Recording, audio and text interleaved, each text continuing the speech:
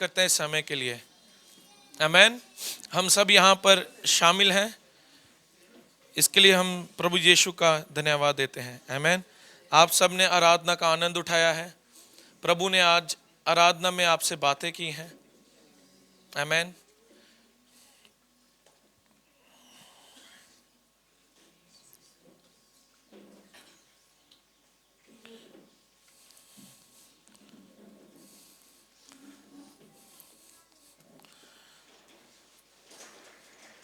हम मसीह यीशु के बारे में सीख रहे थे कुछ हफ्तों से,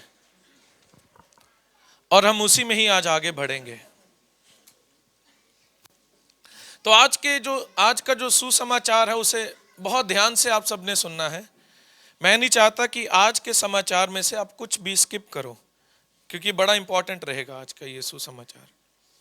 आज हम सीखेंगे हमारी पहचान मसीह में क्या है। आज मैं सिखाऊंगा कैसे हम मसीह में अपनी पहचान को समझ सकते हैं या उसे देख सकते हैं।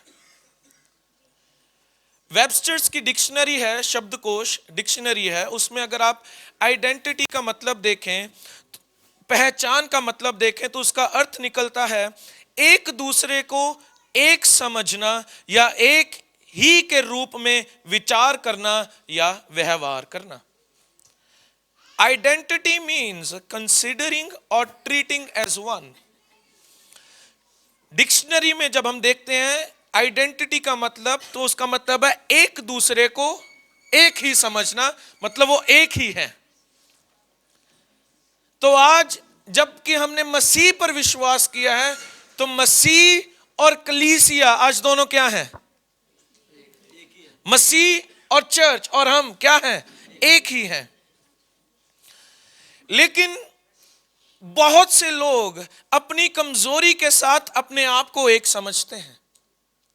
आज चर्च मसीह के साथ अपने आप को एक नहीं समझता, वह अपनी कमजोरी से अपने आप को एक समझता है।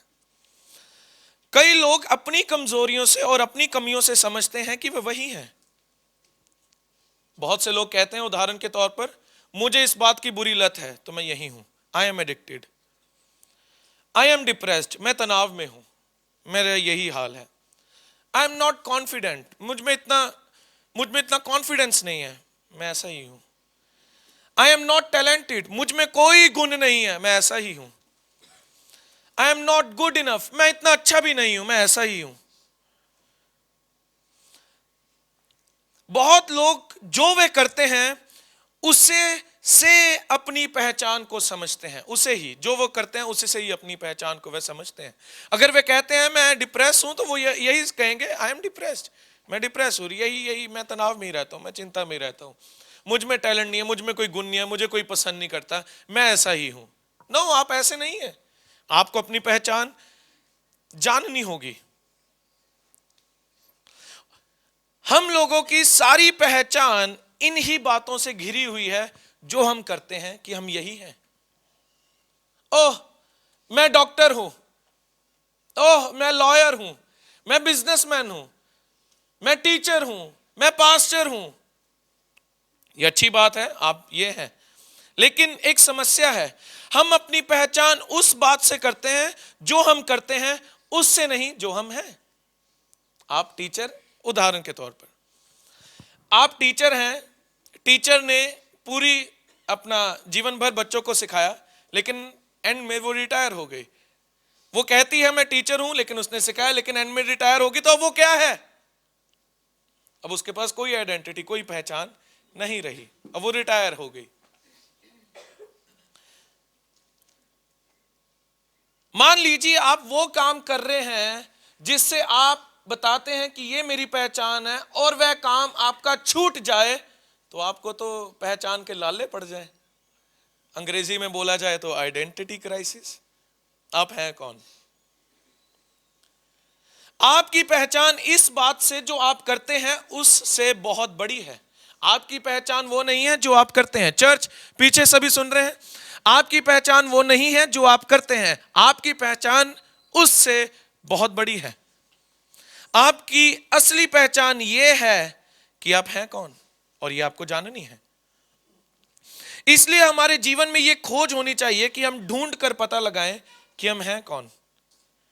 लेकिन हम नहीं खोजते। हम जैसे हैं हम वैसे ही अच्छे हैं, हम जहां हैं हम वहां ही ठीक हैं। मैं यहां पर कोई टेम्परेरी आइडेंटिटी, थोड़े समय की पहचान की बात नहीं कर रहा, या उस पहचान की बात नहीं कर रहा जो आपके काम से निर्भर है। मैं उस पहचान की बात कर रहा हूं जिसके बारे में कह रहा हूं कि आपको जाननी है। वो अनंत है, उसका कोई अंत नहीं है, और वह वही रहेगी जो आप हैं। कुछ लोग अपने आप की पहचान अपने रंग रूप से बताते हैं, मैं काला हूं, मैं गोरा हूं। कुछ लोग अपनी पहचान अपने बैकग्राउंड से बताते हैं, मैं यहां से आया हूं, मैं एशियन हूं, मैं अफ्रीकन हूं, मैं इंग्लिश हूं, मैं इंडियन हूं, मैं जूइश हूं। इंडिया के लोग बताते हैं मैं पंजाबी हूं, मराठी हूं, बंगाली हूं, साउथ इंडियन, नॉर्थ इंडियन। इस तरह की पहचान हमारे बीच में घमंड लेकर आती है और विभाजन लेकर आती है। इट ब्रिंग डिवीजन, ये बांट देती है, ये घमंड लेकर आती है। मैं यहां से हूं जी, होंगे, लेकिन अब मसीह में हम एक ही जगह से हैं। आपका बैकग्राउंड बहुत उच्च होगा, लेकिन मसीह में अब आप एक ही हैं। लेकिन एक और पहचान के बारे में हम बात, ये तो संसार की पहचान है, जिस प्रकार से संसार अपने आप को पहचानता है, और कहीं ना कहीं चर्च भी इसमें इन्वॉल्व है। वो इसी से ही अपने आप की पहचान को बताते हैं, मैं यहां से हूं, मैं वहां से हूं, मैं ये हूं, मैं वो हूं। लेकिन मैं जिस पहचान की बात कर रहा हूं वो अलग है।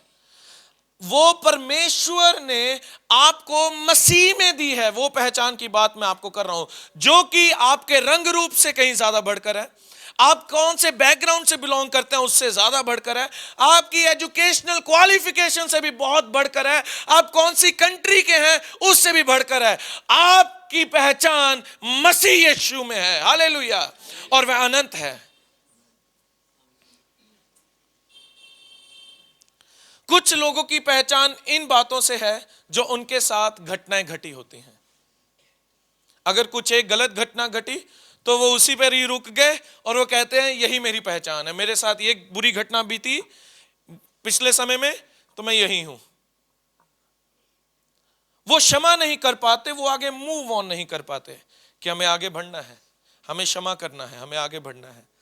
वो अपनी खुद की ही पहचान बनाकर बैठ जाते हैं, कहते हैं ये मेरे साथ घटना घटी है, मैं यही हूं, मुझे लोग ऐसा ही ट्रीट करते हैं, मैं यही हूं। लेकिन मेरे पास आपके लिए खुशखबरी है, जो कुछ आपके साथ मसीह में होने के कारण हुआ है वो कई ज्यादा बड़ा है उस बुरी घटना से जो आपके साथ घटी।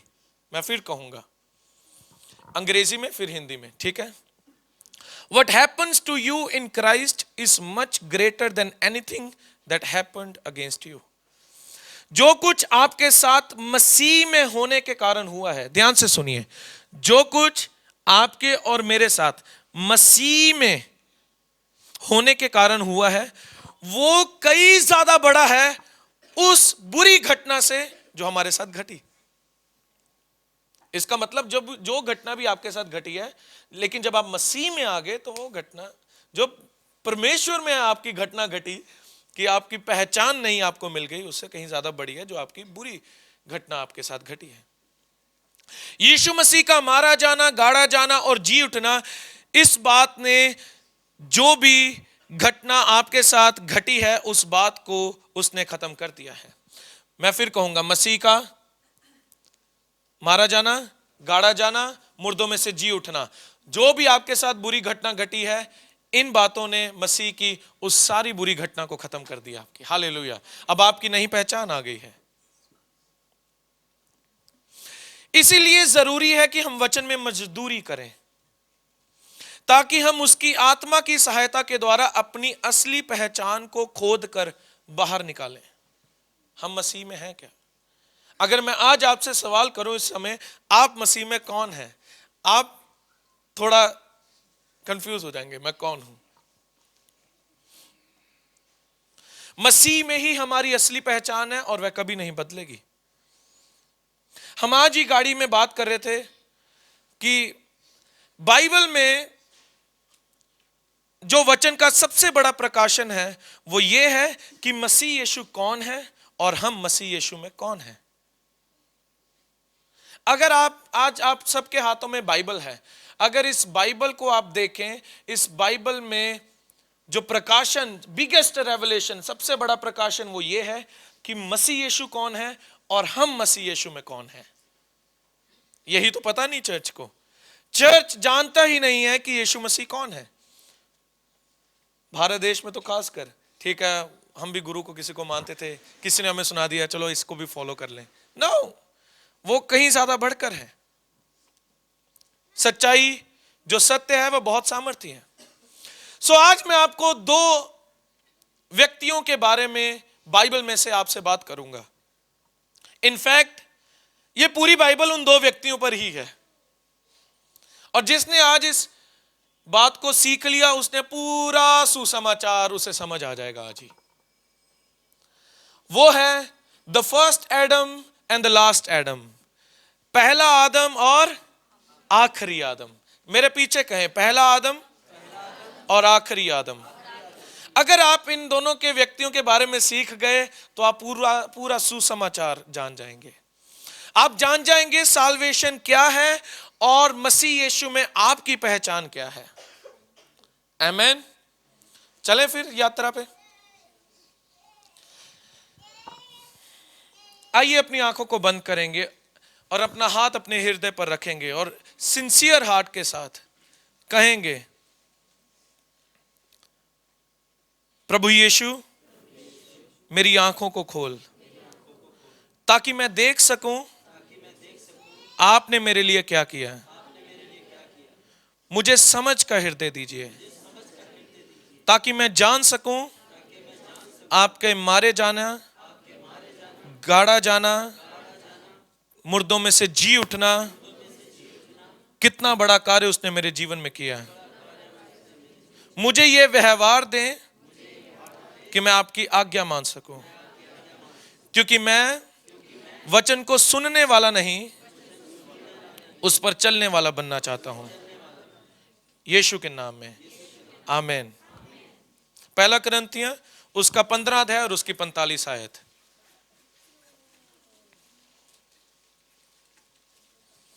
पहला कुरिन्थियों उसका 15 अध्याय और उसकी 45 आयत।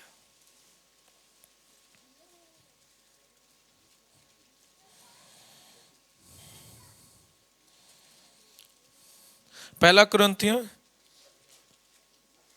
उसका 15 और उसकी 45।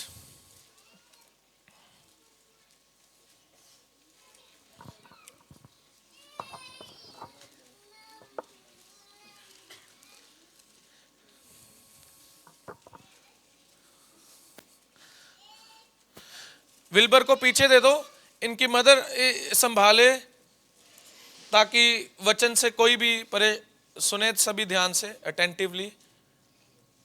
हर एक माँ अपने अपने बच्चे को पकड़े ताकि कोई और परेशान ना हो। माँ संभाले अपने बच्चों को। पहला कुरिन्थियों उसका 15 अध्याय और उसकी 45 आयत। ऐसा ही लिखा भी है कि प्रथम मनुष्य अर्थात आदम जीवित प्राणी बना और अंतिम आदम जीवन दायक आत्मा बना। दो आदमों के बारे में यहां पर बात हो रही है। फिर से पढ़ेंगे। प्रथम मनुष्य अर्थात कौन? आदम जीवित प्राणी बना और अंतिम आदम जीवन दायक आत्मा बना। तो यहां पर दो आदमों की बात हो रही है। वह कौन है? पहला आदम जो हम उत्पत्ति में पढ़ते हैं, दूसरा आदम यीशु मसीह। पहला आदम क्या था? वह जीवित प्राणी बना, लेकिन अंतिम आदम यीशु मसीह। अंतिम आदम क्यों कहा गया? क्योंकि इसके बाद अब कोई और नहीं, सिर्फ यीशु मसीह है। हालेलुया। अंतिम आदम मतलब वो क्या बना है? जीवनदायक आत्मा बना। चलो आइए फिर हम शुरुआत में चलते हैं और देखते हैं क्या हुआ था। उत्पत्ति उसका 1 अध्याय और उसकी 26 आयत। उत्पत्ति 1:26। मैं आपको ये आयतें, मैं जाना चाहता था आगे आगे, लेकिन मैं चाहता हूं कि मेरा हुआ कि मैं आपको आयतें बताऊं ताकि आपको साथ साथ रहे ध्यान। उत्पत्ति 1:26, फिर परमेश्वर ने कहा हम मनुष्य को अपने स्वरूप के अनुसार अपनी समानता में बनाए। हालेलुया। 27 आयत, तब परमेश्वर ने मनुष्य को अपने स्वरूप के अनुसार उत्पन्न किया, अपने ही स्वरूप के अनुसार परमेश्वर ने उसको उत्पन्न किया, नर और नारी करके उसने मनुष्यों की सृष्टि की। सो जेनेसिस, उत्पत्ति 1:26-27, यहां पर हम देखते हैं कि परमेश्वर ने आदम को रचा अपने ही, किसमें? अपने ही स्वरूप में। और परमेश्वर ने आदम को इस पृथ्वी का राजा बनाया। सो वो ऐसी प्रजाति इस पृथ्वी पर भरने वाली थी, उसका पहला नमूना था। जो प्रजाति अब पृथ्वी पर भरने वाली थी उसका ये पहला नमूना था। वो कौन है? आदम। He was the first prototype. सो परमेश्वर ने आदम को सारी अथॉरिटी दे दी, सारे अधिकार दे दिया। और बाइबल कहती है कि परमेश्वर ने आदम को महिमा और आदर का ताज, महिमा और आदर का ताज पहनाया। बाइबल इस बारे में बात करती है, God is light and God is love. परमेश्वर ज्योति है, परमेश्वर प्रेम है। Light is the composition, love is the character. जो लाइट है वो पदार्थ है, जो ज्योति है परमेश्वर की वो पदार्थ है, और जो लव है वो उनका चरित्र है, वो कैरेक्टर है। लेकिन हम इसके बारे में कहीं किसी और दिन बात करेंगे, ये भी एक अलग सरमन है। God is light, God is love. So इसके बारे में हम अलग सीखेंगे। लेकिन यहां पर अब क्या हुआ? Adam disobeyed God. आदम ने परमेश्वर की अनाज्ञाकारिता कर दी। परमेश्वर ने 1:26-27 में पढ़ा, परमेश्वर ने आदम को अपने स्वरूप, अपनी समानता में बनाया। राइट, उसे सब अधिकार इस पृथ्वी का दिया। वचन कहता है उसको महिमा और आदर का ताज पहनाया गया। लेकिन यहां पर आदम ने परमेश्वर का डिसोबे किया, अनाज्ञाकारिता की। परमेश्वर ने आदम से कहा कि अगर तू अच्छे और बुरे के वृक्ष के ज्ञान का फल खाएगा तो मरते मरते मर जाएगा। अगर आप इब्रानी भाषा में इस आयत को देखते हैं तो वो ये नहीं लिखा कि तू मर जाएगा, वहां पर लिखा है इन डाइंग यू शैल डाई, मरते मरते मर जाएगा। मतलब कि जब आदम ने पाप किया वो एकदम से नहीं मरा। मरने का मतलब वो शरीर में नहीं, इट वाज, यहां पर हम आत्मा की बात कर रहे हैं। ठीक है चर्च, यहां पर कोई शरीर की अभी बात नहीं हो रही, यहां पर स्पिरिट की बात हो रही है। सो जब आदम ने फल खाया, उसने अनाज्ञाकारिता की, तो वहां पर क्या देखा? वचन कहता है, इब्रानी में जब आप पढ़ते हैं तो वहां पर लिखा है परमेश्वर ने आदम से कहा तू मरते मरते मर जाएगा।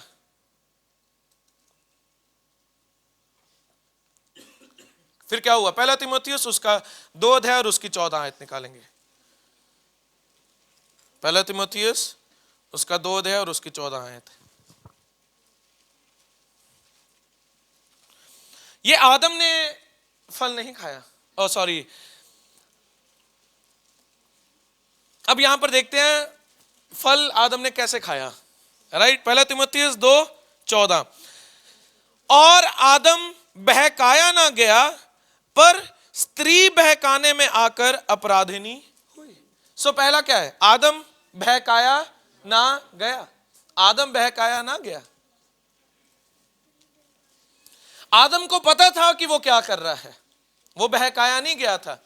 कि चर्च, मेरी बात को आप समझ रहे हैं? सब मेरी ओर देखें। बहकाया जाने का मतलब आप समझते हैं? बहकाया जाना, मैन्युपुलेट कर दिया हो या कुछ इमोशनली कुछ ऐसा आदम के साथ किया, नहीं। पहला तीमुथियुस 2:14 बताता है आदम बहकाया ना गया।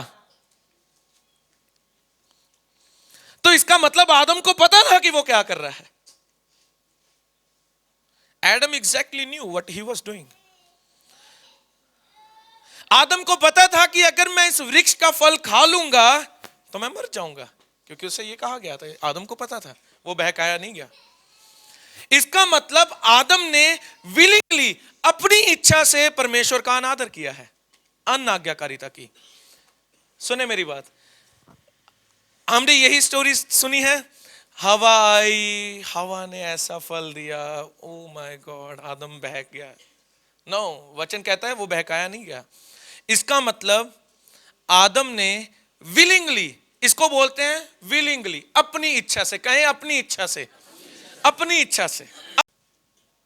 औरतों पे हम ब्लेम नहीं लगाएंगे, ठीक है? चर्चिस में यही होता है, इन्होंने ही किया जो किया। नो, उसने विलिंगली, आदम ने विलिंगली अपनी इच्छा से उस फल को खाया और उसने डिसओबे, अनाज्ञाकारिता परमेश्वर की। बहुत सी बार हम जब अपने जीवन को बिताते हैं जहां पर हम सोचते हैं हम बात नहीं मानेंगे, तो उसका प्रभाव सिर्फ हम पर ही पड़ेगा, और हम ऐसा कर भी देते हैं। आप परमेश्वर की बात नहीं मानते, इसके लिए आप पर किसी का जोर नहीं होता, वो आपकी स्वयं ही इच्छा होती है कि आप उसकी बात नहीं मानते। आप किसी को ये नहीं कह सकते सैम मेरा अच्छा दोस्त है यार, इसने मजबूर कर दिया, मुझे बहका दिया इसने और मैंने परमेश्वर का अनादर किया। No, it was you. वो आप हैं जिसने अपनी इच्छा से परमेश्वर का अनादर किया है, डिसओबे किया है। और हम ऐसा सोच लेते हैं कि अगर मैंने अनाज्ञाकारिता की है परमेश्वर की, तो इसका प्रभाव सिर्फ मुझ पर ही पड़ेगा, कोई बात नहीं, मैं सह लूंगा।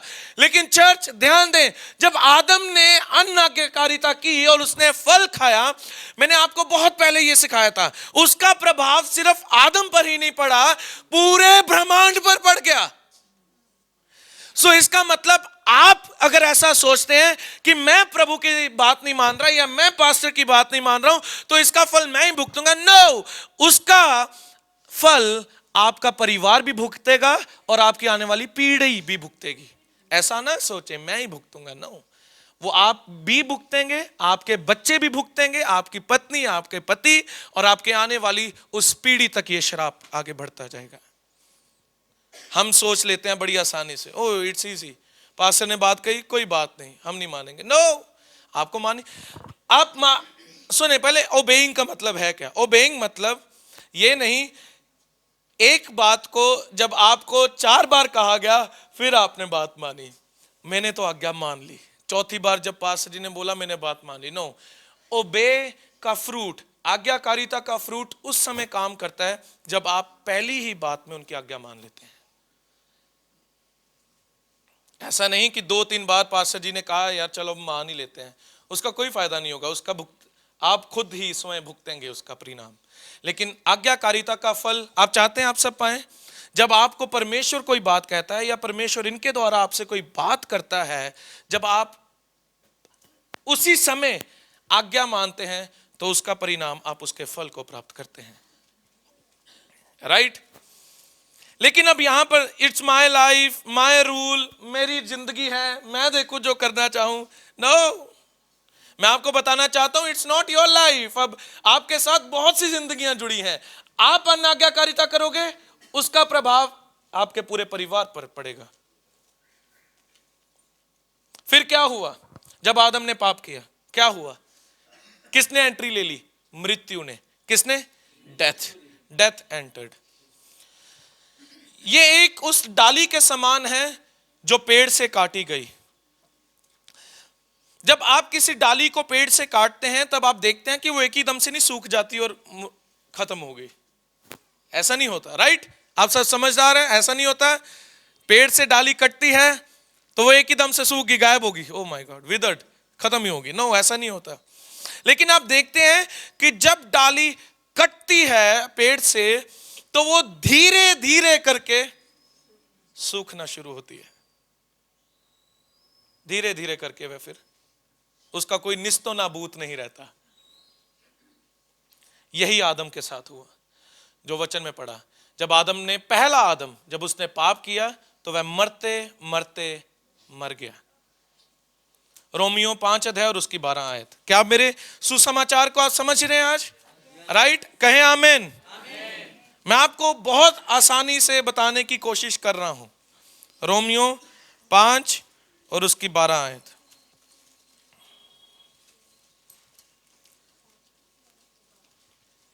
इसलिए चर्च, इस साल कोई अनाज्ञाकारिता नहीं परमेश्वर के साथ। हम डिसोबे नहीं करेंगे क्योंकि उसका परिणाम आप नहीं, आपके परिवार भी देखेगा उसका परिणाम, फिर आपकी जनरेशन भी। रोमियो 5 उसका 12।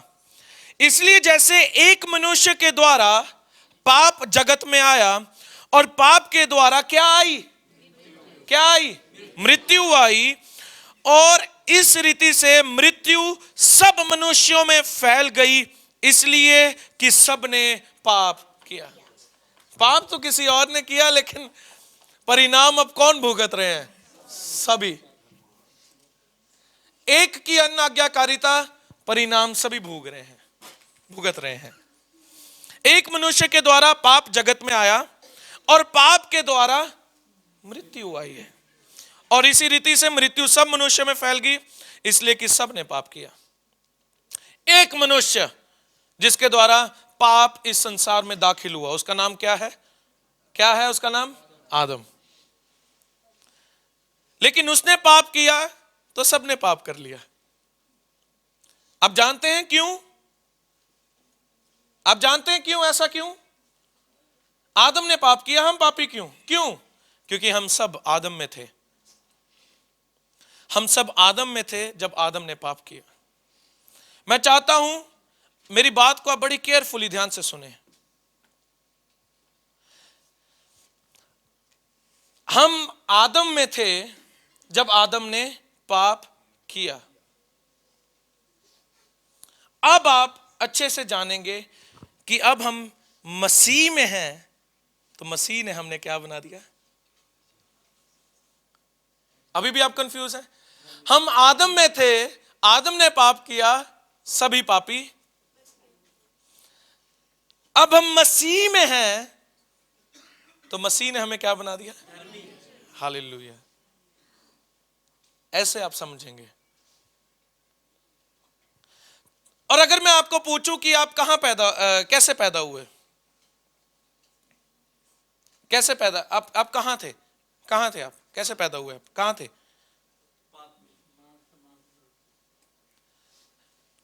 हम पैदा हुए क्योंकि हम अपने पिता में थे।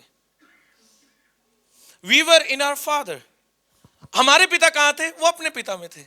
उनके पिता कहां थे? वो उनके पिता में थे। उनके पिता कहां थे? वो उनके पिता में। ऐसे करते करते अंत कहां पहुंचा?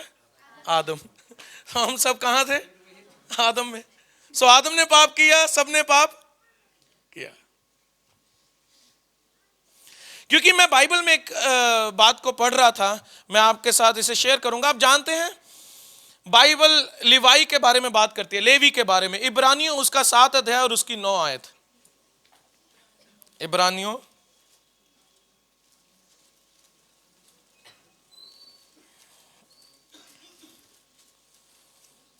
उसका 7 अध्याय और उसकी 9 आयत।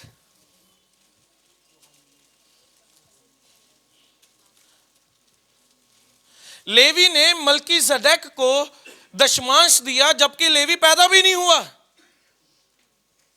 व्हाट? अब हम इस बात को थोड़ा देखेंगे। इब्रानियों 7 उसका 9 आयत।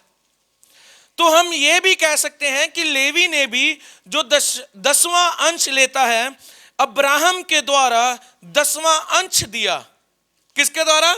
अब्राहम के द्वारा। क्योंकि जिस समय मल्कीसेदेक ने उसके पिता से भेंट की, उस समय यह अपने पिता की देह में था।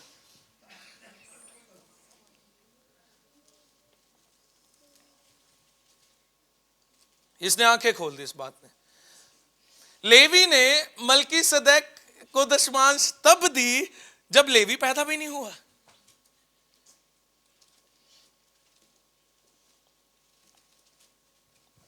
लेवी पैदा भी नहीं हुआ, वो अब्राहम में है ना। अब्राहम ने किसको टाइथ दी?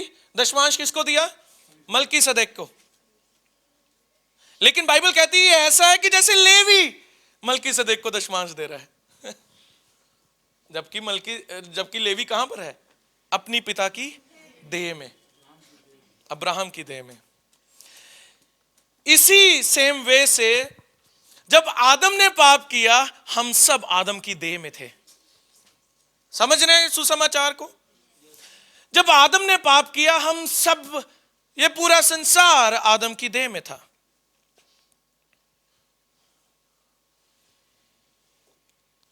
अब पाप ने एंट्री ली और जो मनुष्य की बनावट थी वह भ्रष्ट हो गई। The DNA of man is corrupted. जो मनुष्य की बनावट है वो करप्ट हो गई। आदम किसके स्वरूप में बनाया गया?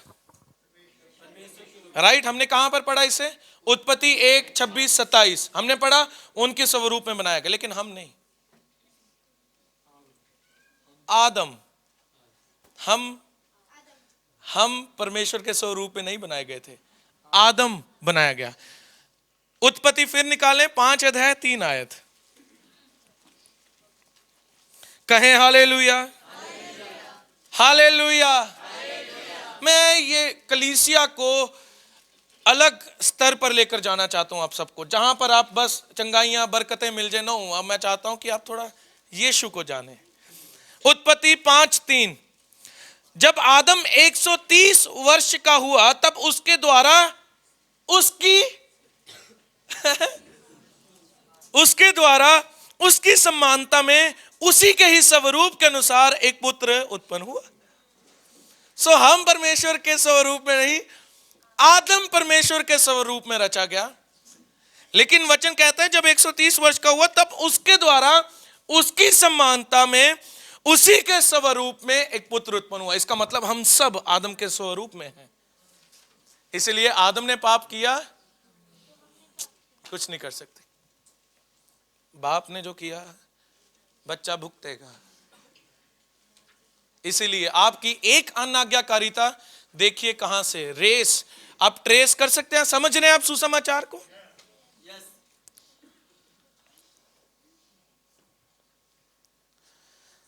मैं प्रार्थना करता हूं कि आप समझ जाएं। हालेलुया, समझ जाओ चर्च, समझ जाओ।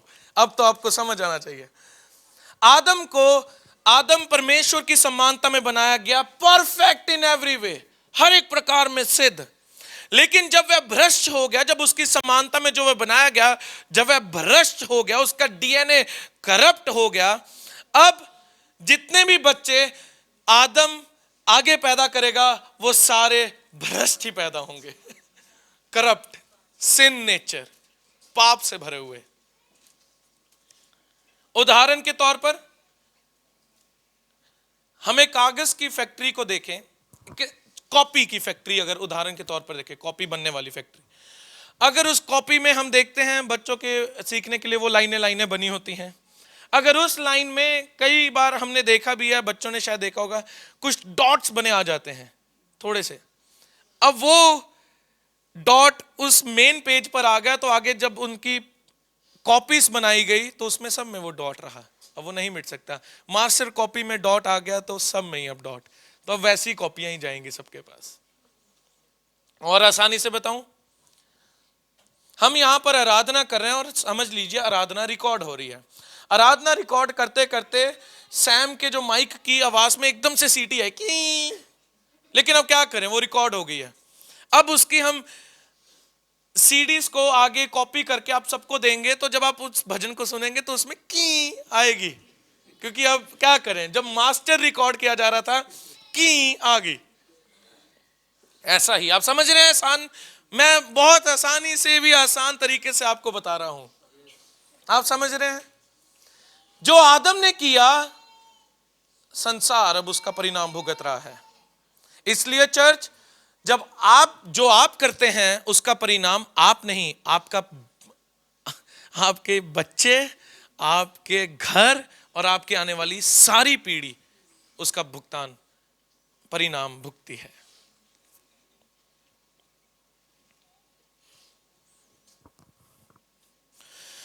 हमारा जन्म ही पाप के स्वरूप में हो गया।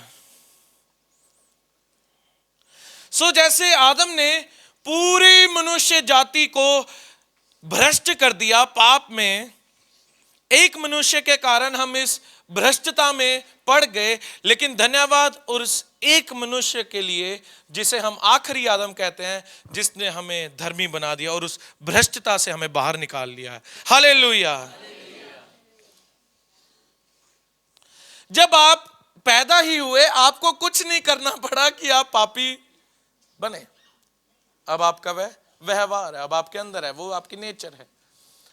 जब एक बच्चा पैदा होता है, दो छोटे छोटे बच्चे होते हैं, राइट, घर में दो छोटे बच्चे हैं, एक बच्चे को कुछ ला दो, दूसरे बच्चे को यह सिखाया जाता है कि उससे जलन करे, लेकिन उसे आता है, वो जलन करने लग जाएगा। वो कहेगा मम्मी इसे कैसे ला दिया, मुझे क्यों ला, वो छोटे हैं अभी, किसने सिखाया, मम्मी पापा, ना किसी ने नहीं, लेकिन वो सीख गए। यह पाप है, यह सिन नेचर है।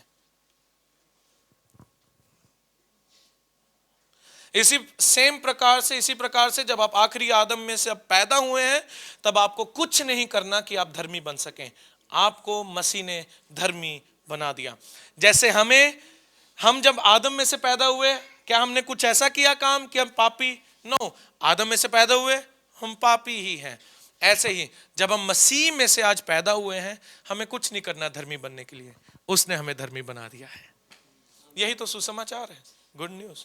रोमियो 5:19, मैं आपको बहुत आयतें निकलवाऊंगा। रोमियो 5:19 आयत, कहें आमीन।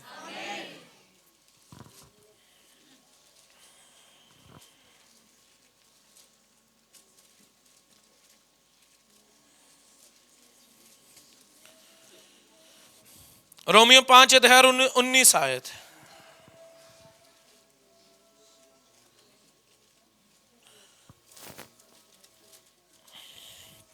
रोमियो 5:19 आयत,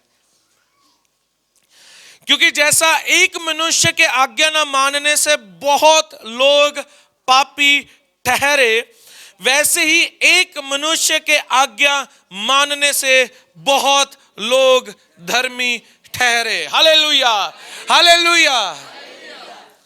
सो वह एक मनुष्य जिसने आज्ञा नहीं मानी, उसके द्वारा सभी लोग क्या हो गए? पापी। वही एक मनुष्य जिसने आज्ञा मानी, उसके द्वारा अब सभी लोग क्या हो गए? हालेलुया। उसी एक नियम से जिससे आदम ने सारी मनुष्य जाति को पापी बना दिया, उसी एक नियम से यीशु ने सारी मनुष्य जाति को धर्मी बना दिया। हालेलुया। ये गुड न्यूज है, ये सुसमाचार है। इस पृथ्वी पर अब दो प्रकार के लोग रहते हैं। मैं यहां पर किसी रिलीजन, किसी धर्म की बात नहीं, या आप कौन से देश से आते हैं, कहां से आते हैं, मैं उसकी बात नहीं। यहां पर इस पृथ्वी पे सिर्फ दो प्रकार के लोग रहते हैं। Very good. वो लोग जो आदम में से पैदा हुए, और वो लोग जो आखिरी आदम में से पैदा हुए। अब बस यहां पर इस पृथ्वी पर दो प्रकार के लोग रह गए हैं। इमेजिन करो, चलो अब सोचते हैं, ठीक है, या इधर पहला आदम कर दो, इधर आखिरी आदम। पहला आदम कौन?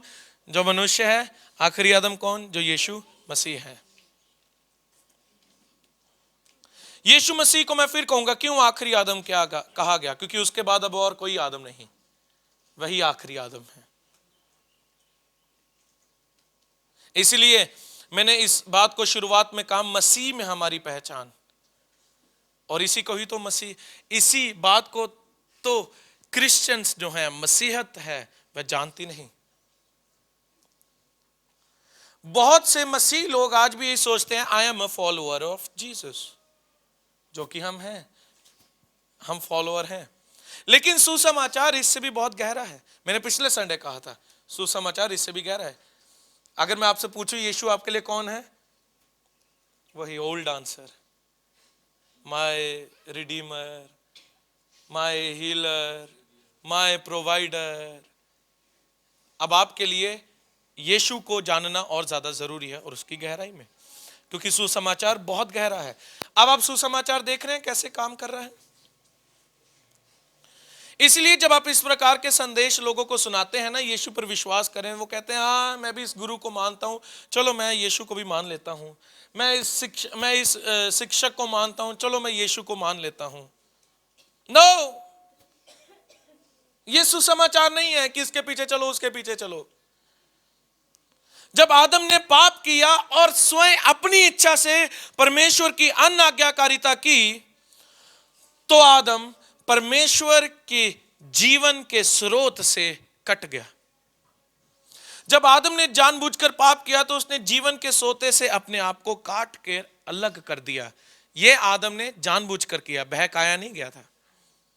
ठीक है चर्च, वो बहकाया नहीं गया, उसने जानबूझकर किया है। इसका मतलब हम जो करते हैं वो नहीं, शैतान दा अटैक होया नो, वो जानबूझकर आपने किया है, एवरी विलफुली। इसीलिए यीशु मसीह आए और उन्होंने क्या कहा वचन में, मैं आया ताकि तुम क्या पाओ, मैं आया ताकि तुम क्या पाओ, जीवन पाओ और बहुतायत से पाओ। मैं आया ताकि मैं तुम्हें फिर से उस जीवन के सोते के साथ जोड़ सकूं, और जो कोई मुझ पर विश्वास करेगा वह अब कभी नहीं मरेगा। हालेलुया। ये सुसमाचार यीशु हमारे बीच में लेकर आए। मेरे एक बड़े अच्छे मित्र हैं, वो मुझसे एक बार अभी कुछ समय पहले बात कर रहे थे। वो कहते, सैम भाई जब मैं मसीह में आया, जब मैंने मसीह को स्वीकार किया, तो मैंने एक सवाल परमेश्वर से पूछा। मैंने कहा, लॉर्ड व्हाट इज क्रिश्चियनिटी, मसीहत क्या है? क्या वो यीशु मसीह के पीछे चलना है? क्या वो एवरी संडे चर्च जाना है? क्या वो सुसमाचार सुनाना है? लेकिन आप इन सभी बातों को हर एक रिलीजन में पाते हैं। ऐसा ही हो रहा है। हम सड़कों पे उतरते हैं, अब और भी उतरने लग गए, ये हम हर कहीं पा रहे हैं। लेकिन अलग क्या है? वो कहता, मैंने प्रभु से कहा, प्रभु अलग क्या है? क्योंकि वो कहता, जब मैंने प्रभु पर विश्वास, सुने मेरी बात पीछे ध्यान से, पीछे वाले अटेंटिव नहीं है, एंड मुझे आपकी अटेंशन चाहिए। सर्वोच्च परमेश्वर के साथ आप जाकर बैठ जाओ, नहीं तो सीख लो। मेरी बात सुनो ध्यान से, बच्चों को पकड़ लो, सुनो मेरी बात। वो कहता है मैं सब कुछ जानता हूं, लेकिन अलग क्या है मसीहत के बारे में? ये सब कोई कर रहा है, हर एक धर्म इस बात को कर रहा है, लेकिन अलग क्या है? What is different about Christianity? और कहते, और उसने मुझे कहा, कहता मैं वही आपको कहूंगा सैम भैया जो मुझसे परमेश्वर ने बात की, वर्ड टू वर्ड। कहते, son, Christianity is the union between God and man. मसीहत परमेश्वर और मनुष्य के एक हो जाने का नाम है। इट इज नॉट अबाउट ये कर लो, वो कर लो, वो कर लो, वो कर लो। आप मसीह में आए हैं, आपको परमेश्वर ने अपने साथ जोड़ा है। ये ट्रू क्रिश्चियनिटी है, ये मसीहत है जिस पे आज हम हैं। जब हम देखते हैं इफिसियों 5 अध्याय के बारे में, वहां पर पौलुस बात करता है पति और पत्नी के विषय में, जहां पर वो बात करते करते पति और पत्नी की कहां पर आ जाता है? मसीह और कलीसिया के ऊपर। और अंत में वो कहता है कि मैं यहां पर पति और पत्नी की बात नहीं कर रहा हूं, मैं यहां पर पैराबल दे रहा हूं। लेकिन वो बात किसकी वहां पर कर रहा है? पति और पत्नी की एग्जांपल देते हुए मसीह और कलीसिया की। इफिसियों 5 में आप जाकर इसे पढ़ सकते हैं। जब एक शादी होती है, मसीह शादी, उस पर एक फेमस स्क्रिप्चर क्या लगती है? और अंत में एक भजन भी गाया जाता है, Those whom the Lord joined, let no man separate। जिसको परमेश्वर ने जोड़ा उसे कोई अलग। एक भजन भी आ गया ना इसके ऊपर, वो खुदा ने, नहीं ये नहीं है, हाँ, उनको कोई जुदा ना। वो गा लिया किसके लिए? जबकि वो बात वहां पर पौलुस हमारी नहीं, चर्च और परमेश्वर की कर रहा है। लेकिन धन्यवाद, ऐसे पैराबल भी जरूरी हैं ताकि हम एक दूसरे से इसी प्रकार प्यार करें। आमीन। लेकिन यहां पर जब आप देखते हैं तो वहां पर ये बात क्या कह रहा है पौलुस? वहां पर ये बात कर रहा है आपकी और मसीह की। लेकिन वो बात ऐसी क्यों कर रहा है? क्योंकि हमें आदत है अपने आप को मसीह से अलग कर लेने की। क्या आप समझ रहे हैं? पौलुस यहां पर बात क्यों कर रहा है ऐसी कि पति और पत्नी इस प्रकार रहे जैसे भी इफिसियों 5 में लिखा है। फिर अंत में कहता है कलीसिया और परमेश्वर भी। पौलुस इस बात को क्यों कहता है? क्योंकि हमें आदत है अपने आप को मसीह से अलग कर लेने की, हमें आदत है। चर्च, मैं ये प्रार्थना करता हूं कि आप, आशा रखता हूं कि आप जान जाएं, ये सिर्फ हस्बैंड और वाइफ के बारे में बात नहीं हो रही। यहां पर बात हो रही है परमेश्वर मसीह यीशु ने जो आपको परमेश्वर के साथ जोड़ा है। हालेलुया। पहला कुरिन्थियों 6 अध्याय और उसकी 17 आयत को निकालेंगे। जिनको खुदा ने, चलो चुना ये चुना मैंने।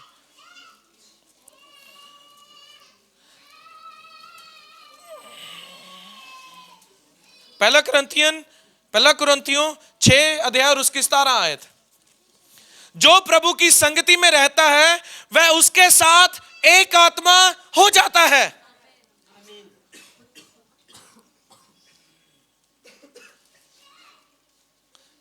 जो परमेश्वर के साथ संगति में रहता है वह उसके साथ एक आत्मा हो जाता है। बाइबल इसे कहती है कि परमेश्वर ने आपको और मसीह को जोड़ा है। इसे कोई अलग ना करे, इसे कोई अलग ना करे, लेकिन हम ही अलग कर देते हैं। आप जानते हैं क्या होता है जब आप पानी में चीनी को या नमक को मिलाते हैं? वो क्या होता है? वो घुल जाता है, वो दो एक हो गए। इसी प्रकार से हम मसीह में अब एक हैं। यही हमारी पहचान है, यही आपकी आत्मा में हुआ। आपका जो 1/3 मनुष्य है, जो आत्मा की बात हो रही है, 1/3 ऑफ योर स्पिरिट, जो आपकी आत्मा है, अब वो कंप्लीटली यीशु के साथ जुड़ चुकी है। कहें, मेरी आत्मा पूर्ण रूप से यीशु के साथ जुड़ गई है। यही क्रिश्चियनिटी है, यह मसीहत है।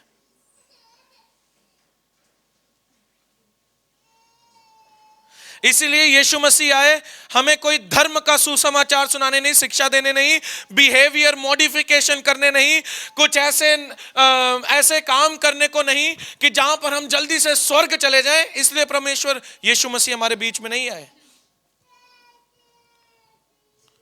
ये मैं अगर साधारण भाषा में कहूं, यीशु मसीह हमें ठीक करने के लिए नहीं आए। यीशु मसीह हमारे पुराने मनुष्य तत्व को मारने के लिए आए, हमें ठीक करने के लिए नहीं आए। लोग आजकल इसी दौड़ में लगे हैं, राइट? गॉस्पल इसी में ही हो चुका है। Gospel is all about heaven, it's not about Jesus. यीशु के बारे में नहीं, हेवन। ये मानो स्वर्ग जाओगे, ये करो स्वर्ग जाओगे। जबकि अरे आप कहीं नहीं जानते, स्वर्ग तो अब आपके स्वयं अंदर है। आप कहां जा रहे हैं? ओ बपतिस्मा पालो, स्वर्ग नहीं जाओगे। बपतिस्मा नहीं डालोगे, यहीं रह जाओगे। नो, बैप्टिज्म हम इसलिए नहीं पाते कि हमें स्वर्ग का द्वार हमारे लिए खुल जाए और हम स्वर्ग चले जाएं। हम बपतिस्मा इसलिए पाते हैं कि जो पुराने आदम ने हमारा जीवन भ्रष्ट किया था, उस आखिरी आदम पर विश्वास करने के द्वारा जो हमारा जीवन सही हो गया है, इसलिए हम बपतिस्मा पाते हैं। हालेलुया। सो मैं फिर कहूंगा, चर्च ध्यान से सुने, सुसमाचार स्वर्ग के बारे में नहीं है। विश्वास करो, स्वर्ग चले जाओगे। विश्वास करो, स्वर्ग चले जाओगे।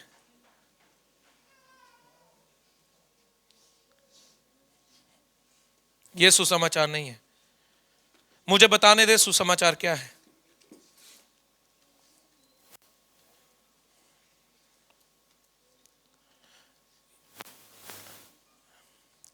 यीशु पिता के साथ खड़े हैं।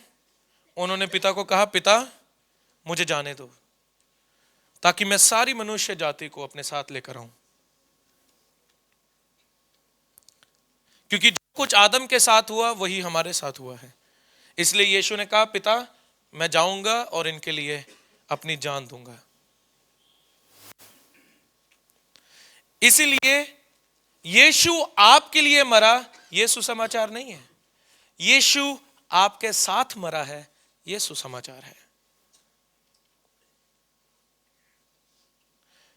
Jesus died for you is not gospel. Jesus dies with you is the gospel. उसने हमारे पुराने मनुष्य तत्व को मार दिया। कहें आमीन। हवा कहां थी? So where was Eve? हवा कहां थी?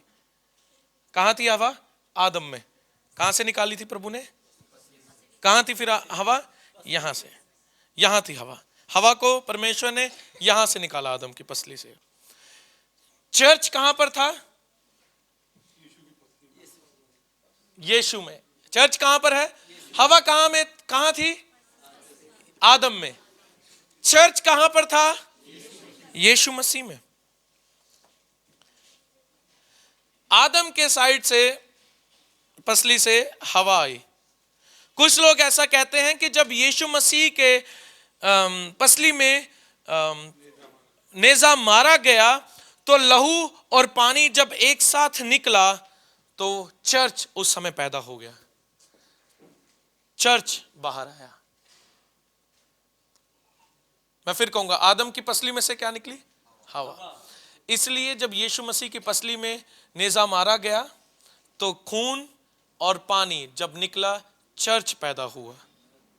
Church came out of Christ. So यीशु मसीह आए और उन्होंने हमारे पुराने मनुष्यत्व को मारा। इसलिए बाइबल कहती है हम उसके साथ मारे गए। बाइबल इस बात को कहती है हम मसीह के साथ मारे गए, हम गाड़े गए, हम मारे गए, हम गाड़े गए, हम उसके साथ फिर से जी उठे। यही तो बपतिस्मा है। It is not about any Christian ritual. ये कोई रिचुअल नहीं है कि बपतिस्मा लोगे तभी प्रभु भोज मिलेगा। नो, यीशु मसीह हमारे लिए मरे ताकि हमारा पुराना मनुष्यत्व मरे, ताकि हमारा जो अंदर से नया मनुष्यत्व है उसका जन्म हो। इसलिए 2 कुरिन्थियों 5 अध्याय और उसकी 17 आयत में देखते हैं। 2 कुरिन्थियों 5 अध्याय 17 आयत।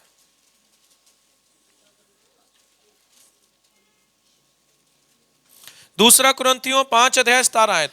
सो यदि कोई मसीह में है तो वह नई सृष्टि है, पुरानी बातें बीत गई, देखो वे सब नई हो गई।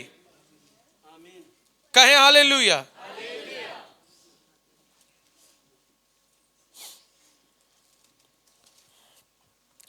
यदि कोई मसीह में है तो वह नई सृष्टि है। कहें मैं नई सृष्टि हूं।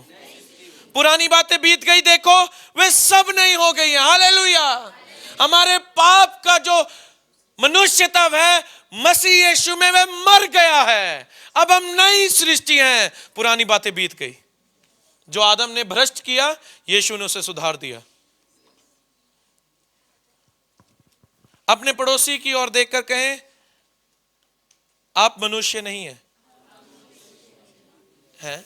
आप मनुष्य नहीं। आप कहेंगे क्या भाई साहब ये क्या बोल दिया?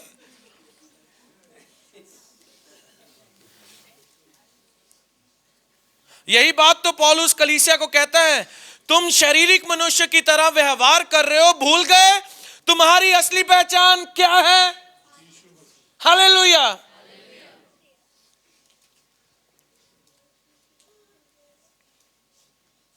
देखिए, पहले आदम जो इस पृथ्वी पर था, जो यहां का प्राणी था, जब उसके द्वारा हम लोग पैदा हुए तो हम यही कहिए। लेकिन जब आखिरी आदम जो कि स्वर्ग से आया और जो उसके द्वारा पैदा हुए, वे आत्मिक हैं और वे स्वर्ग के हैं। और हम सब आज यीशु मसीह में पैदा हो गए हैं। हालेलुया। कहें आमीन।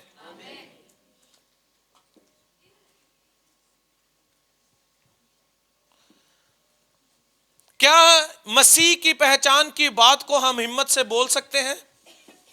जो लोग इस तरह बात करेंगे अपनी उस पहचान के अनुसार, वो धार्मिक लोगों को घमंडी सुनाई देंगे। देखिए, विश्वास हमेशा धार्मिक लोगों को घमंड की तरह ही सुनाई देता है। अगर आप विश्वास करेंगे ना, विश्वास की कोई बात, तो जो धार्मिक लोग हैं, धर्मी जो बने हुए अपने आप में, उनको वे घमंड दिखेगा, आप बहुत घमंडी हैं। इसलिए उन्होंने यीशु के लिए कहा, यीशु ने अब जीसस वाज सो बोल्ड, यीशु मसीह में यह हिम्मत थी कि वह अपनी आइडेंटिटी, ट्रू आइडेंटिटी जो उनकी है, उसको कन्फेस करे, उसको बताए। उन्होंने कहा तुम यहां से हो, मैं ऊपर से हूं। उन्होंने मतलब बात की है, उन्होंने कोई माले मूले की बात नहीं की, तुम फर्स्ट फ्लोर से मैं सेकंड से। उन्होंने वहां पर बात की है, तुम यहां से जन्मे हो, मैं वहां से जन्मा हूं। सो स्वर्गीय प्राणियों की बात करते हैं तो हमारे दिमाग में सिर्फ एक ही बात आती है, स्वर्गदूत, उनके बड़े पंख होंगे, तलवार होगी, आग होगा, घोड़ा होगा, यूनिकॉर्न आएगा, उतरेगा। लेकिन आप मिस कर जाते हैं जो वहां पर परमेश्वर यीशु मसीह बात करते हैं, वो वहां पर जो आत्मिक प्राणियों की बात कर रहे हैं वो आपकी और मेरे विषय की बात कर रहे हैं। इसलिए यीशु ने कहा, जो कोई मेरे भाई बहन के साथ जैसा व्यवहार करेगा वह मेरे साथ करेगा। आप आत्मिक हैं। अगर आज विनय रोहन के साथ कोई व्यवहार ऐसा बुरा करता है जिसमें विनय कहता है मैंने तो ठीक किया, जो उसने उसके साथ किया है उसने यीशु के साथ किया है। हम सब फैमिली हैं, हम सब परिवार हैं। आपके साथ आप ही एक दूसरे के खिलाफ रहेंगे, इसका मतलब आप आज भी यीशु के खिलाफ हैं।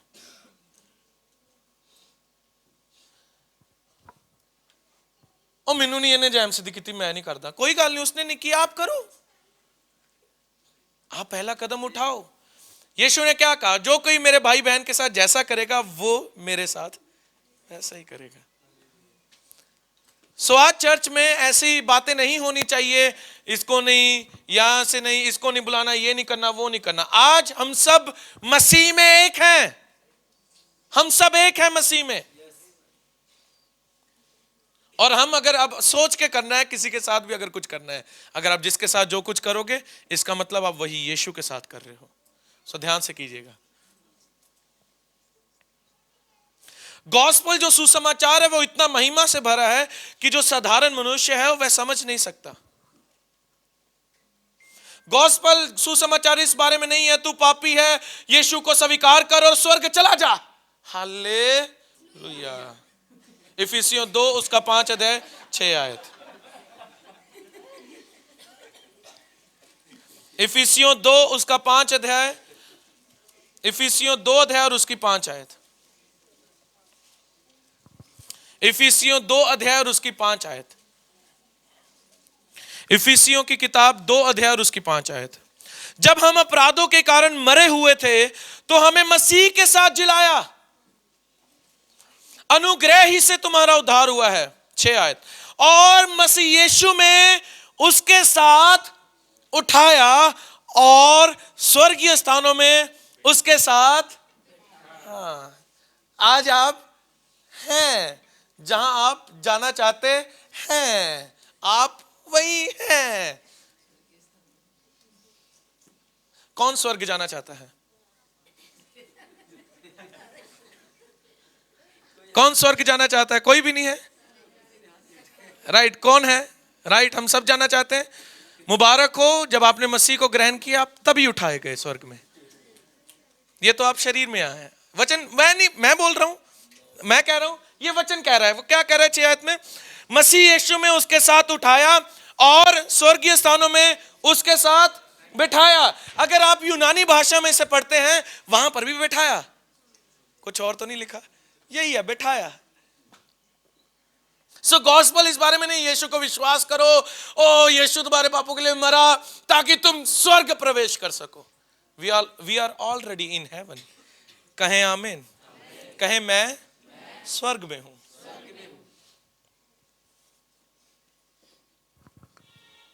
अगर यीशु ना हो तो मनुष्य जाति के पास कोई आशा ही नहीं।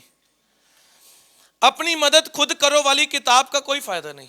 सेल्फ हेल्प बुक वाली आजकल बुकें बड़ी आ गई हैं। सेल्फ हेल्प करो, खुद की मदद करो, खुद से खड़ा हो जाओ, उसका कोई फायदा नहीं है। वो ऐसा है कि मुर्दा लोग वो करने की कोशिश कर रहे हैं जो क्षमता उनमें नहीं है। गलातियों 2 अध्याय और उसकी 20 आयत। कहें धन्यवाद भाई सैम आयतों में से बात करने के लिए। गलातियों 2 उसका 20 आयत। गलातियों 2 अध्याय 20 आयत। मैं मसीह के साथ क्रूस पर चढ़ाया गया हूं और अब मैं जीवित ना रहा पर मसीह मुझ में जीवित है, और मैं शरीर में अब जो जीवित हूं तो केवल उस विश्वास से जीवित हूं जो परमेश्वर के पुत्र पर है, जिसने मुझसे प्रेम किया और मेरे लिए अपने आप को दे दिया। फिर पढ़े, यहां पर किसकी बात कर रहा है गलातियों में? मैं, कौन? मैं, ये आप ही हैं। मैं मसीह के साथ क्रूस पर चढ़ाया गया हूं और अब मैं जीवित ना रहा पर मसीह असली पहचान है। कहें चर्च आमेन। ये आपकी असली पहचान है। अब आप में आप जीवित नहीं है, अब आप में मसीह जीवित है। ये आपकी असली पहचान है। उदाहरण के तौर पर किसने वो मूवी देखी है man in black? Man in black वाली मूवी देखी कि बहुतों ने शायद देखी होगी, मैन इन ब्लैक, है ना? मैन इन ब्लैक में एलियंस आते हैं और वो हाँ कॉकरोच आते हैं। वो क्या करते हैं, वो यहाँ के मनुष्यों को मारते हैं, फिर मारकर वो क्या करते हैं, उसी के ही अंदर चले जा, उसका ही रूप धारण कर लेते हैं, उसकी बॉडी को पहन लेते हैं, खच खच कर करके बस वो फिर सीधे हो जाते हैं, नॉर्मल। यही सुसमाचार है। मसीह यीशु ने वही हमारे साथ किया। ध्यान से समझे, मसीह ने वही हमारे साथ किया। अब मुझ में मैं जीवित नहीं, अब मुझ में यीशु जीवित है। ये सुसमाचार है, ये गॉस्पेल है। मैं यीशु का पीछे हूं, नो, यीशु मेरे अंदर है, यीशु मेरे नाल है, यीशु मेरे अंदर है, यीशु को मैं बहने दूं, मुझ में वो जिंदा है। It's Christ who live in you, hallelujah. अब पुराना सैमसन मर गया, वो चला गया, यीशु आया, यीशु ने पुराने सैमसन को पहन लिया। अब सैमसन सैमसन नहीं, अब सैमसन के अंदर मसीह जीवित है, हालेलुया।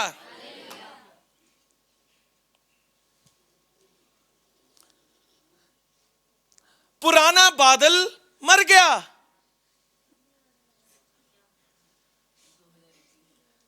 पुराना बादल मर गया जब बादल ने विश्वास किया। अब बादल बादल नहीं रहा, अब बादल में यीशु मसीह जीवित है, हालेलुया। ये सुसमाचार है। इसका मतलब आप ये कोशिश नहीं करते कि मैं पवित्र बनूं, आप हैं क्योंकि मसीह आप में है। अभी हमने भजन गाया, योग्य मेमना जो वध हुआ था, पवित्र पवित्र है तू। इसका मतलब आप अच्छा बनने की कोशिश अब नहीं कर सकते, आप हैं क्योंकि आप में कौन है? यीशु मसीह। यही तो आपकी पहचान है चर्च, आमीन। कुछ लोग कहते हैं मुझे इस बात की बुरी लत है, यीशु ने उसे मार दिया। जो लोग कहते हैं मुझे इस बात की बुरी लत है, यीशु ने उसे मार दिया है। आप किसी बुरी लत को, किसी बुरी हैबिट को, पाप की बुरी लत को खत्म करना चाहते हैं चर्च? इस बात की जागरूकता लेकर आए कि अब आप में मसीह जीवित है। हर एक पाप का वह जुआ टूटेगा आज ही। यीशु मसीह है जो अब आपके अंदर रहकर आप में से बह रहा है। अब पता चला वचन ने क्यों कहा, जिनको खुदा ने जोड़ा है उनको कोई ना अलग करे।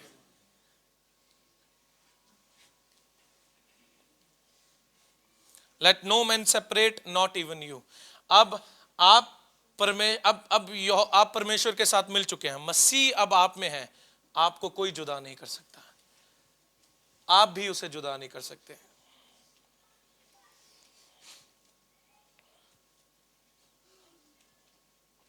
आप कह सकते हैं यीशु परमेश्वर का पुत्र है, इसलिए जो उन्होंने चाहा वो हो गया, लेकिन मुझसे ऐसा नहीं होगा। नहीं, अगर यीशु मसीह परमेश्वर का पुत्र है, आप भी अब परमेश्वर के पुत्र हैं। आप जो चाहेंगे अब वही होगा।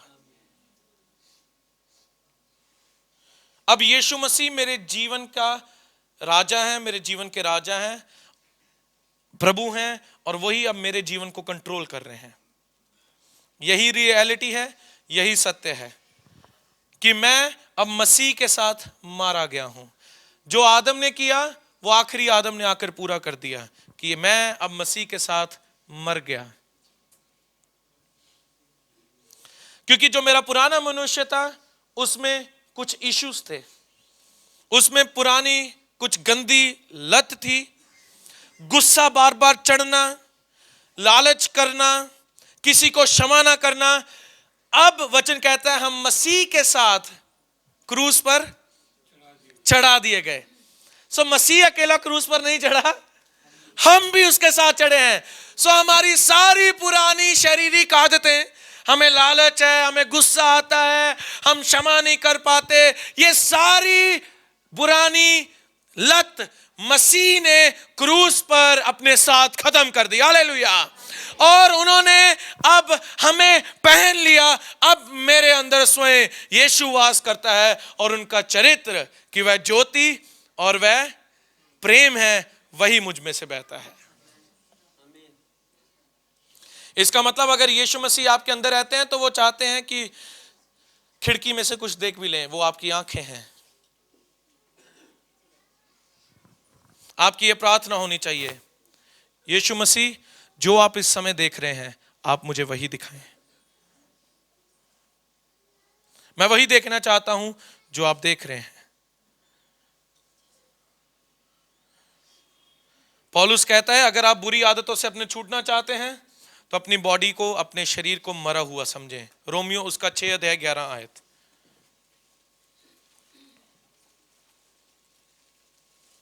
रोमियो 6 अध्याय और उसकी 11 आयत। अगर आप आज गॉस्पल को समझ के, तो चर्च बहुत सी बातें आज आपको इजी लगेंगी। 6:11 ऐसे ही तुम भी अपने आप को पाप के लिए तो मरा, परंतु परमेश्वर के लिए मसीह यीशु में जीवित समझो। इसलिए पाप तुम्हारे मरणहार शरीर में राज्य ना करे कि तुम उसकी लालसाओं के अधीन रहो, और ना अपने अंगों को अधर्म के हथियार होने के लिए पाप को सौंपो, पर अपने आप को मरे हुओं में से जी उठा जानकर परमेश्वर को सौंपो, और अपने अंगों को धार्मिकता के हथियार होने के लिए परमेश्वर को सौंपो। हालेलुया। सारी कलीसिया कहे आमीन। ये सुसमाचार है। हमें अब पाप के लिए मर जाना है। आज पौलुस कहता है मर जो, अपने शरीर को मरा हुआ समझो, ये पाप के लिए मर चुका है, अब मसीह मुझ में जीवित है।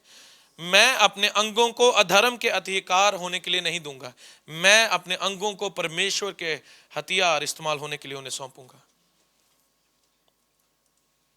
यह कोई कहानी नहीं है जो मैं आपको बता रहा हूं, सुना रहा हूं, यह हकीकत है। आप स्वर्ग में मसीह के साथ इस समय बैठे हैं।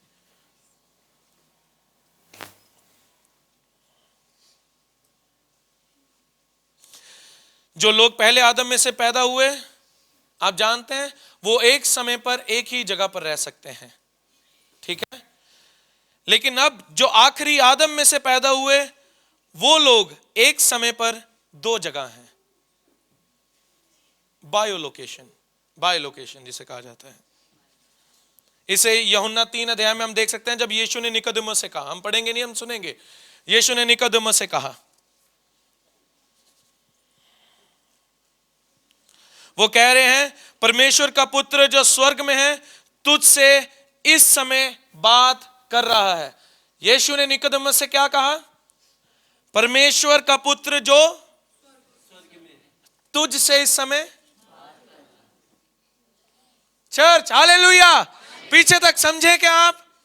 यीशु ने निकोदेमुस से कहा परमेश्वर का पुत्र जो स्वर्ग में है तुझसे इस समय। जब आप पहले आदम में से पैदा हुए, आप एक समय पर एक जगह हैं, लेकिन जब आप मसीह में पैदा हुए हैं अब, तो अब आप एक जगह पर, एक समय पर दो जगह पर हैं। आप यहां भी हैं और आप ऊपर भी हैं। कहें आमीन। चर्च, मैं चाहता हूं आप समझ जाएं मुझे, क्योंकि कुछ लोग ऐसे देख रहे हैं ये क्या बोली जा रहा है सैम, लेकिन मैं चाहता हूं आप समझें, आपको स्वर्गीय स्थानों में बिठा दिया गया है।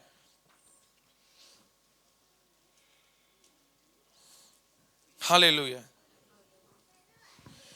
आखिरी में कहूंगा, लोग कहेंगे आज सैम भाई ने जो कहा कोई सेंस नहीं बनी, बड़ी नॉनसेंस ही बातें आज बोल दी।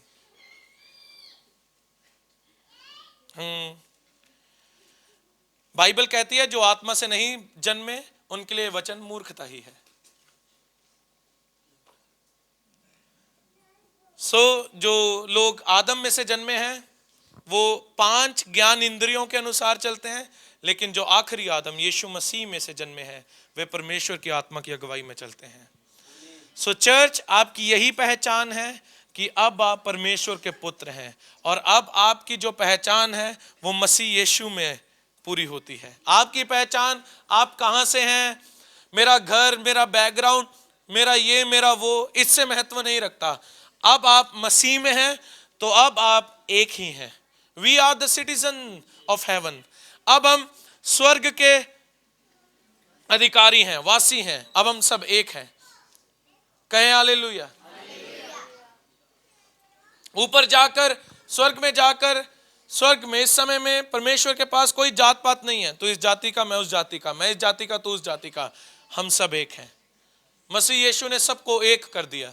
यही ट्रू गॉस्पल है कि अब जो आखिरी आदम ने अपनी समानता को जो वह परमेश्वर के बनाया गया उसको भ्रष्ट किया, आखिरी आदम यीशु मसीह वह आया और उसने सब कुछ अच्छा कर दिया, सब कुछ नया कर दिया। हालेलुया।